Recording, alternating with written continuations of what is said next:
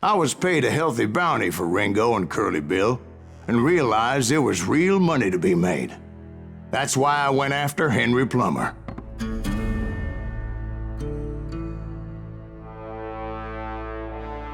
Now, wasn't he the sheriff who augmented his income by shaking down miners and robbing gold shipments? That's the one. Oh yeah, I remember him. He ran that gang of thieving outlaws called the Innocents. So it's true that you went toe-to-toe with him? Indeed I did, son. Indeed I did.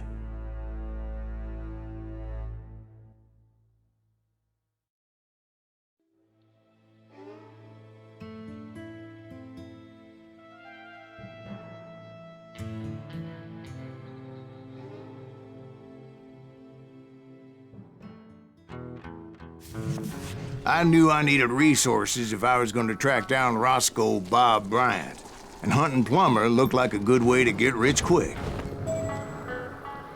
As the local vigilantes exposed him as the leader of the bandits, and put a generous price on his head. Plummer rallied his gang to plunder one last gold mine before making their escape, and that's where I thought I'd find him. It makes me nervous standing so close to all these goddamn barrels of gunpowder. Why would you be nervous? No one has the cojones to come after us. As my late father pointed out to me more than once, God made men, but Samuel Colt made them equal.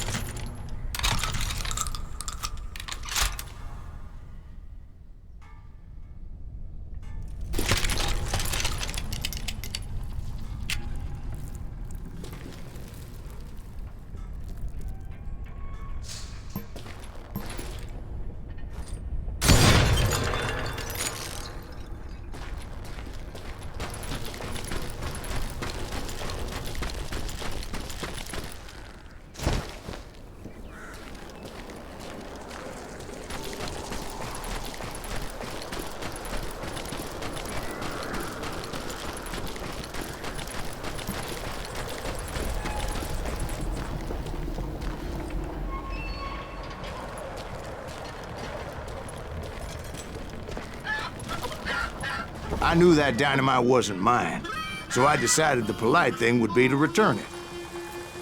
It was the biggest gold rush since Sutter's Mill in '48. Unfortunately, prospectors weren't the only ones drawn to those riches. God damn you! There were thieves and killers, robbing travelers and hijacking gold shipments. Like those that ran with Plummer. Some were just regular folks I knew from town, drawn by greed and easy pickings.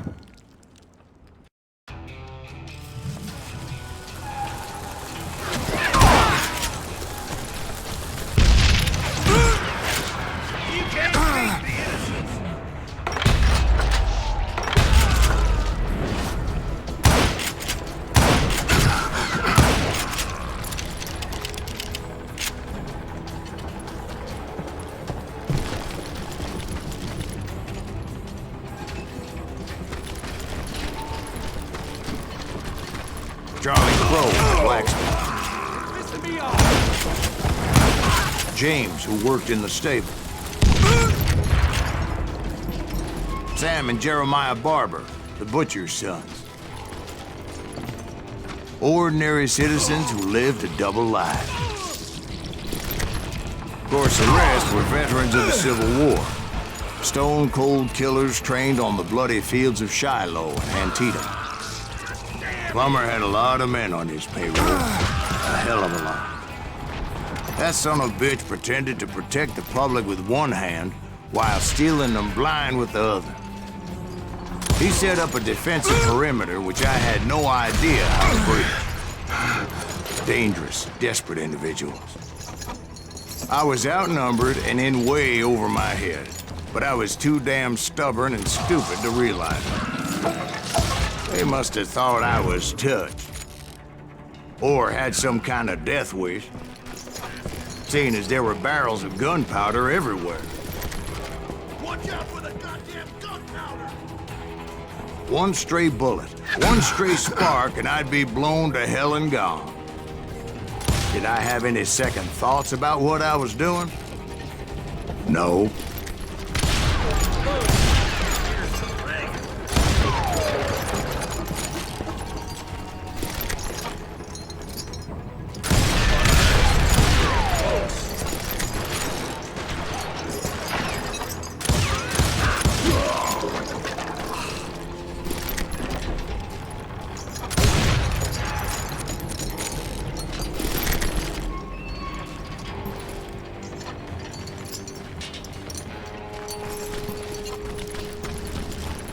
I thought I was some kind of hero. I finally made it past and headed on to meet my destiny. But first, I had something I needed to figure out. I had a few ideas on how to get into that mine, but once I made my decision, I knew there was no turning back. So my first thought was to enter the nearest mine portal. I saw an entrance. Made sense. It was the quickest way in, but that also made it more dangerous, as there would undoubtedly be enemy pickets posted along the way. Put that moron out of his misery.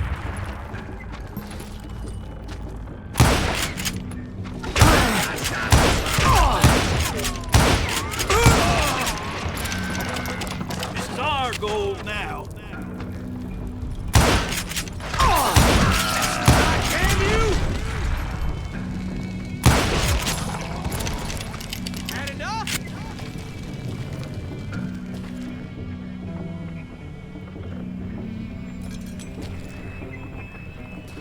I'm putting you down.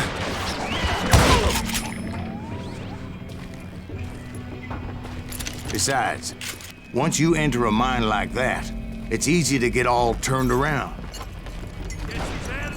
And that confusing maze of corridors wouldn't even be the worst of it. Some of those shafts could be as deep as hell.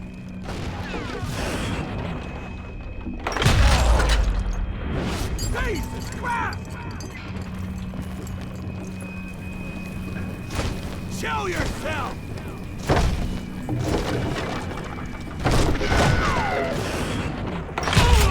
A single stumble or misstep can easily end in a deadly plunge to oblivion.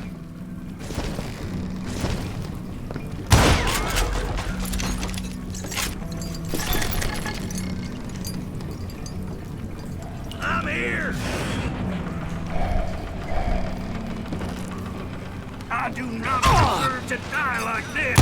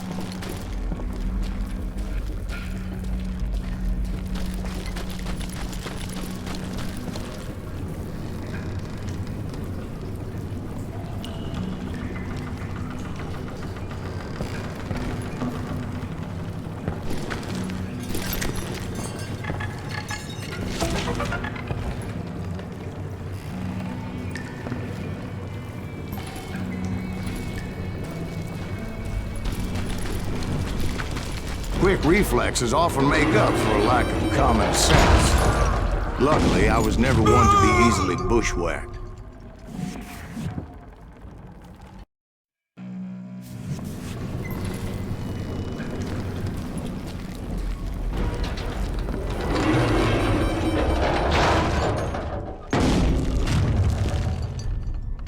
I would just need to be careful not to blow myself to kingdom come.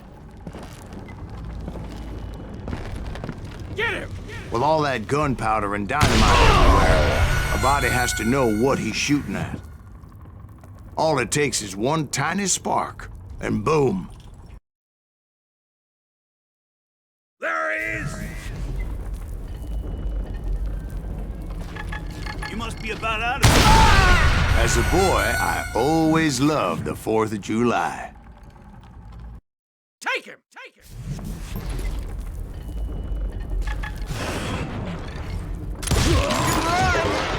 Can't hide forever.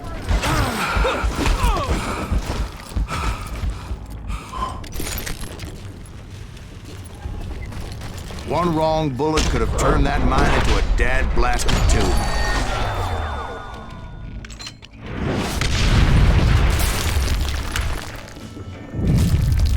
I freely admit that my plan of attack was not just moronic, but clearly insane.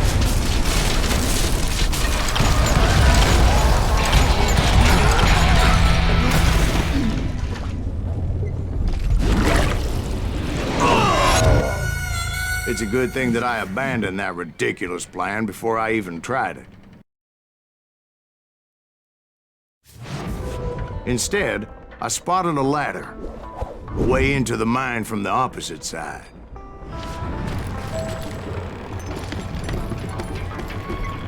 It was a long way around, but that approach seemed more sensible at the time.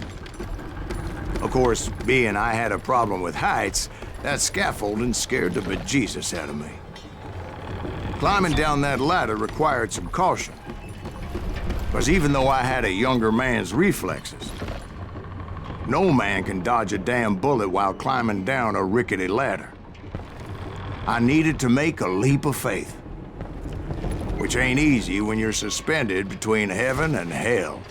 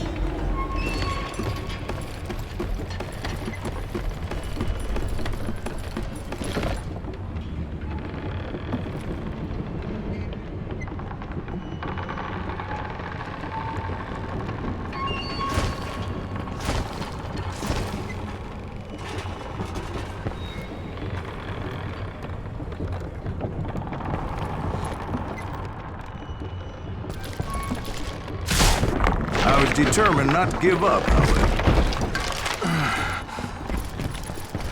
That Sheriff Plummer seemed quite the despicable character.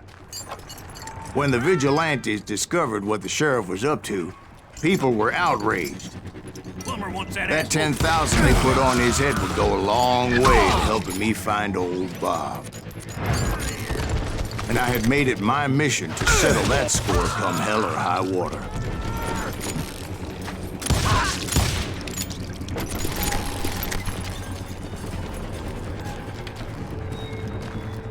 But first, I would have to make a choice. Take the elevator or climb the ladder.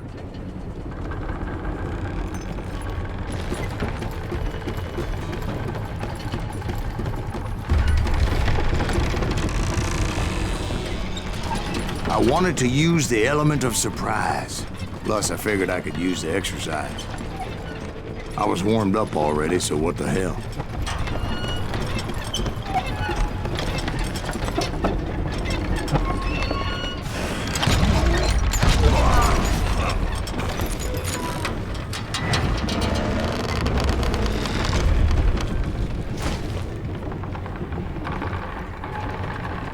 Plumber was a mad dog killer, and the people of Nevada City deserved better.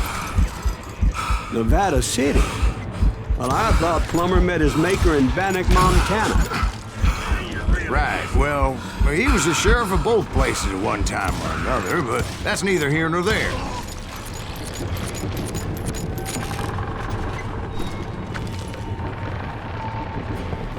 You're dead! The point was, taking him down would save a lot of lives, including my own.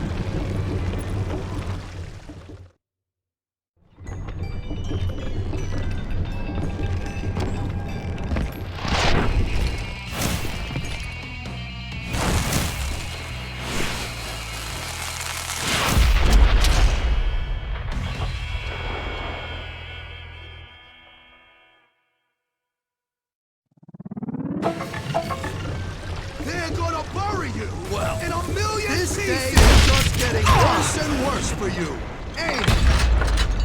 Henry Plummer was clearly unhinged, and I could see right away that this was gonna take some doing. Get out here! Who said you could throw dynamite?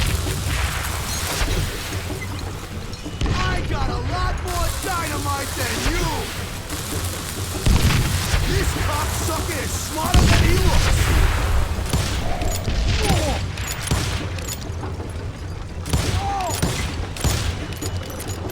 No blood money for you today!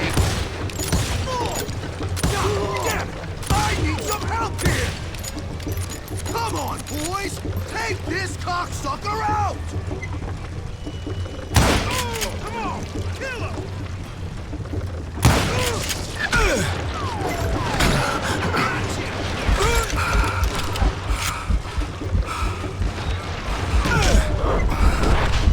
Dead man!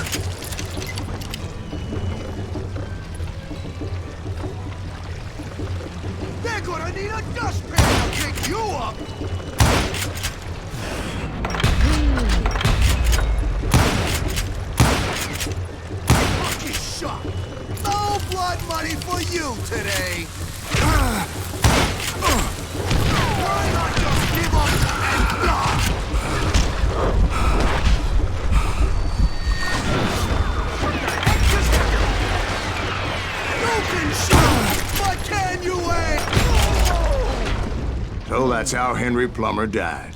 Him and his crew were worth their weight in gold. And now, I was officially a bounty hunter.